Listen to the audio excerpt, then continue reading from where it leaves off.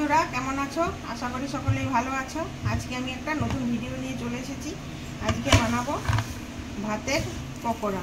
এখানে আমি গোবিন্দভোগ চাল নিয়ে নিয়েছি, আপনারা যে কোনো চাল দিয়েও করতে পারেন। আমি এখানে কফি কাপ নিয়ে নিয়েছি, কফি কাপের 1 কাপ আমি চাল নিয়ে নেব। এই চালটাকে আমি ভালো করে এবার ধুয়ে নেব। কড়াইতে আমি জল দিয়ে দিয়েছি, জল দিয়ে এবার আমি চালগুলো দিয়ে দেবো। আপনারা ভাববেন কড়াইতে কেন করছে, আমি ফ্যানটাকে ফেলবো না, একবারে শুকিয়ে দেবো। দেখুন কতটা জলটা শুকিয়ে গেছে। এই জলটা পুরোটা আমি শুকিয়ে দেবো। ফ্যানটা পুরো ঝরে গেছে। এর মধ্যে আমি কিছুটা বিট নুন দিয়ে দেবো, কিছুটা কালো জিরে,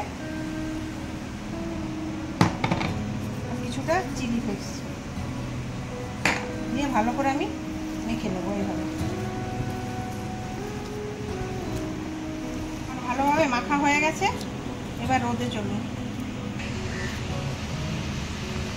আমি খাটিয়ায় একটা পলিথিন পেতে নিয়েছি। পলিথিনের উপর আমি ছোট ছোট করে এইভাবে করে আমি পকোড়ার মতন করে দেবো।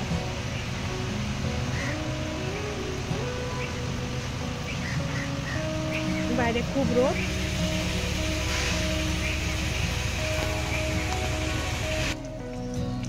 আমার সব পকোড়াগুলো বানানো হয়ে গেছে। দেখুন কতগুলো হয়েছে।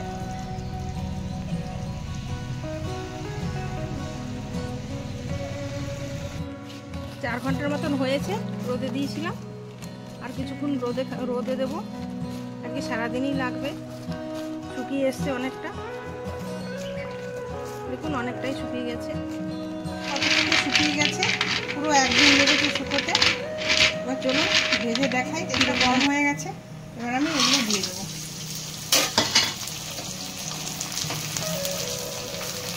দেখুন কত সুন্দর ফুলছে।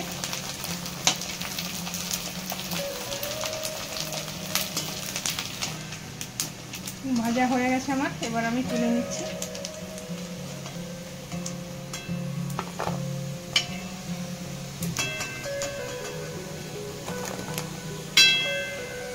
দেখুন আমার পকোড়াগুলো ভাজা হয়ে গেছে। আর এগুলো এখনো ভাজিনি, সব ভাজিনি, অল্প কিছু ভেজেছি। এগুলো কত ছোট ছোট দেখাচ্ছে, আর এগুলো কত বড় হয়েছে। এইভাবে ভাতের পকোড়া বানিয়ে খাবেন, খুবই ভালো লাগবে। সন্ধ্যার সময় চায়ের সঙ্গেও খাবেন, খুবই ভালো লাগবে। সস দিয়েও ভালো লাগবে।